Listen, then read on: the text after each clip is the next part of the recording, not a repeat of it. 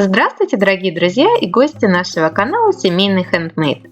Сегодня я покажу, как можно украсить дачный участок полезной и нужной поделкой, а именно пластиковой бочкой, которую можно использовать для накопления воды или выращивать в ней огурцы, кабачки и любые другие растения.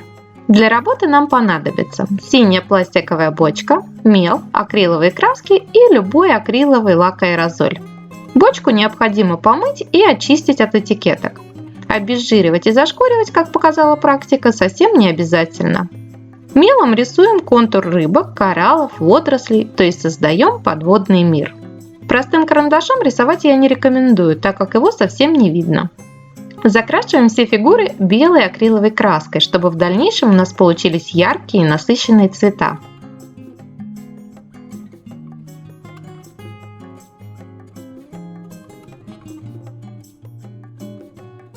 После полного высыхания раскрашиваем на свой вкус и фантазию, или ищем вдохновение в интернете.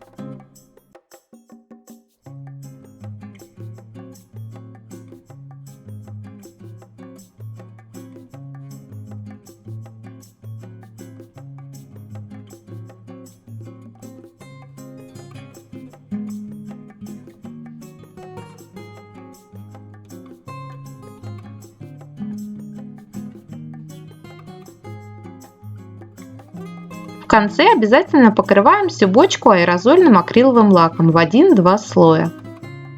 В таких бочках мне больше всего нравится выращивать кабачки и огурцы. В них они растут у меня намного лучше, чем на грядках.